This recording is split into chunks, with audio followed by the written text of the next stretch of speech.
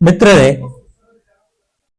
Comrade Vijay Bhaskar, general secretary AITC KSRTC Bengaluru, ಇವರು 9/12/2024 ಬೆಳಗಾವಿ ಪ್ರತಿಭಟನೆಯಲ್ಲಿ KSRTC ಕಾರ್ಮಿಕರ ವೇತನ ಪರಿಷ್ಕರಣೆ ಮತ್ತು 38 ತಿಂಗಳ ಬಾಕಿ ಮತ್ತು ಇನ್ನಿತರ ಬೇಡಿಕೆಗಳನ್ನು ಈಡೇರಿಸುವಂತೆ ದಿನಾಂಕ 31/12/2024 ಮಾತುಕತೆಗೆ ಕರೆದು ಬಗೆಹರಿಸಲು ಸರ್ಕಾರಕ್ಕೆ ಒತ್ತಾಯಿಸಿದರು.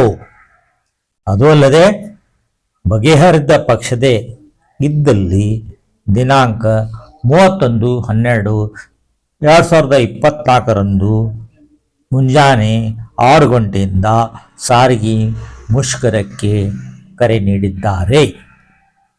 ಈ ಮುಷ್ಕರವು ಜಂಟಿ ಕ್ರಿಯಾ ಸಮಿತಿಯಿಂದ ನಡೆಯುತ್ತಿದ್ದು, ಇದರಲ್ಲಿ ಎಲ್ಲ KSRTC ಫೆಡರೇಷನ್ಗಳು ಸಪೋರ್ಟ್ ನೀಡಿವೆ. ಒಂದು KSRTC ಎಂಪ್ಲಾಯೀಸ್ ಕೂಟ ಸಪೋರ್ಟ್ ನೀಡಿಲ್ಲ. ಆದರೆ ಇವತ್ತು ಅವರ ಚಂದ್ರಶೇಖರ್ KSRTC ಅಧ್ಯಕ್ಷರಾದ ಚಂದ್ರಶೇಖರನ್ನು ಫೋನ್ ಮುಖಾಂತರ ಕರೆ ಮಾಡಿ ಅವರನ್ನು ಸಂಪರ್ಕಿಸಿದಾಗ ಅವರು ಆಫೀಸಿನಲ್ಲೇ ಇರದೇ ಪಕ್ಷದಲ್ಲಿ ಅವರನ್ನು ಮಾತಾಡಿ ಈ ಮುಷ್ಕರಕ್ಕೆ ಸಪೋರ್ಟ್ ನೀಡಲು ಜಂಟಿ ಕ್ರಿಯಾ ಸಮಿತಿ ಸದಸ್ಯರು ವಿನಂತಿಸಿಕೊಂಡಿರ್ತಾರೆ. ಅದು ಅಲ್ಲದೆ ಅವರಿಗೆ ಪತ್ರವನ್ನು ಅವರ ಆಫೀಸಿನಲ್ಲಿ ಕಿಟಕಿಯಲ್ಲಿ ಹಾಕಿದ್ದು ವೈರಲ್ ಆಗಿದೆ ವಿಡಿಯೋ.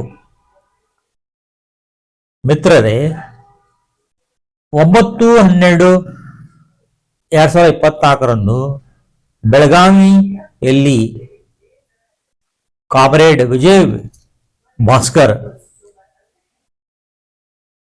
ಪ್ರತಿಭಟನೆ ಮತ್ತು ನೌಕರರ ಬೇಡಿಕೆಗಳ ಕುರಿತು ಮಾತನಾಡಿದ್ದಾರೆ. ಅದನ್ನು ಈಗ ಕೇಳುವ.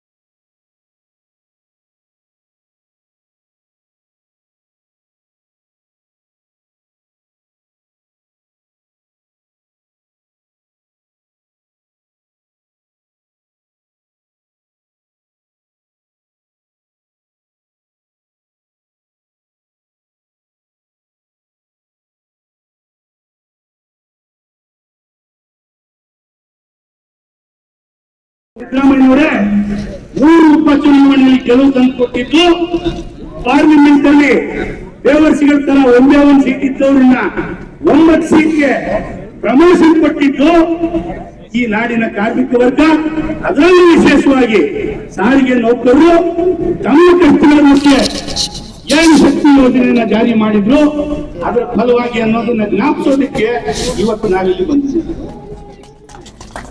ಅದೇನೇ ಇವತ್ತು ರಾಜ್ಯ ಸರ್ಕಾರ ಆಗ್ಲಿ ಅಥವಾ ಮ್ಯಾನೇಜ್ಮೆಂಟ್ ಆಗ್ಲಿ ನಮಗೆ ಕಥೆಗಳು ಹೇಳಿ ನಮ್ಮನ್ನ ಬಾಯಿ ಮುಚ್ಚೋದಕ್ಕೆ ಸಾಧ್ಯ ಇಲ್ಲ. ಮತ್ತೆ ಕಾಂಗ್ರೆಸ್ ನಾವು ಈ ಸ್ಟ್ರೈಕ್ ನೋಟಿಸ್ ಕೊಡುವಂತ ಸಂದರ್ಭದಲ್ಲಿ ಸಾಕಷ್ಟು ಚರ್ಚೆ ಆಯ್ತು.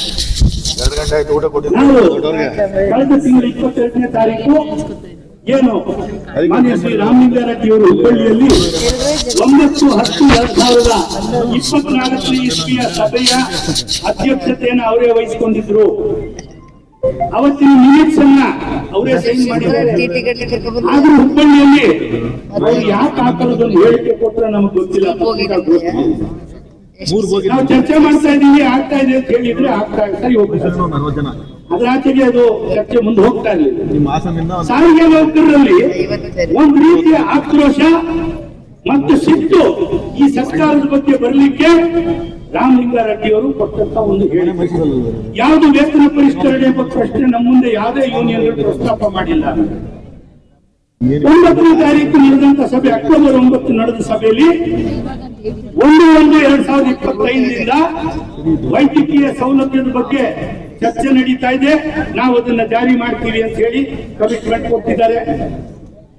ಮತ್ತೆ 226 ಕೋಟಿ ರೂಪಾಯಿನ ನವೆಂಬರ್ 30ನೇ ತಾರೀಕು ಒಳಗಡೆ ಯಾರು 15% ವೇತನ ಹೆಚ್ಚಳದ ಫಲಾನುಭವಿಗಳು ರಿಟೈರ್ ಆಗಿದ್ದಾರೆ 1/1/20ರಿಂದ 28/2/2023 ಇಸ್ವಿವರೆಗೂ ರಿಟೈರ್ ಆಗಿರ್ತಕ್ಕಂಥ ಜನರಿಗೆ ಗ್ರಾಚ್ಯುಟಿ ಮತ್ತು ಲೀವ್ ಎನ್ಕ್ಯಾಶ್ಮೆಂಟ್ ನ ಡಿಫರೆನ್ಸ್ ಅಮೌಂಟ್ 26 ಕೋಟಿ ರೂಪಾಯಿನ ನವೆಂಬರ್ 30ನೇ ತಾರೀಕು ಒಳಗಡೆ ಕೊಡ್ತೀವಿ ಅಂತ ಹೇಳಿದ್ದಾರೆ.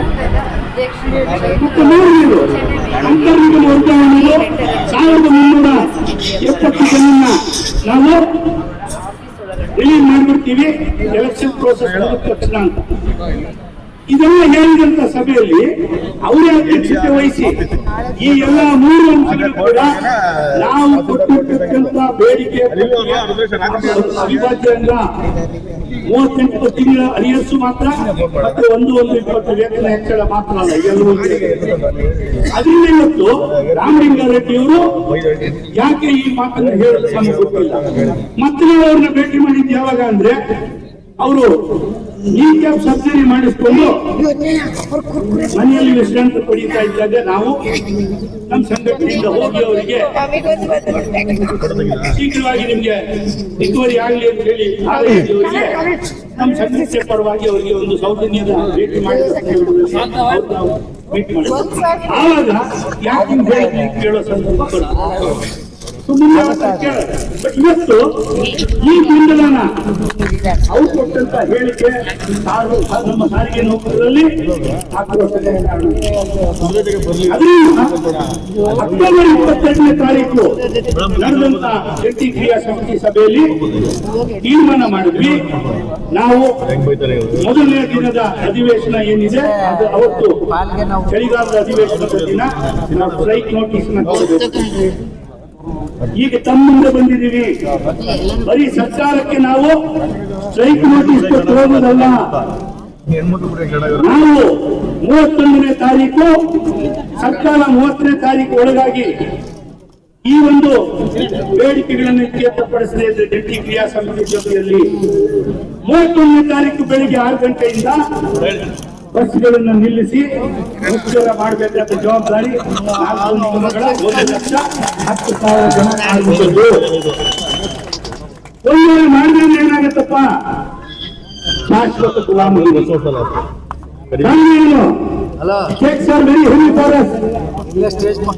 ಇದು ಬರೀ ಸರ್ಕಾರಕ್ಕೆ ಎಚ್ಚರಿಕೆ ಅಲ್ಲ, 1,10,000 ಕಾರ್ಮಿಕರಿಗೂ ಕೂಡ ಎಚ್ಚರಿಕೆ. ಈ ಮುಷ್ಕರ ವಿಫಲವಾದರೆ ಶಾಶ್ವತವಾದ ಗುಲಾಮಗಿರಿ.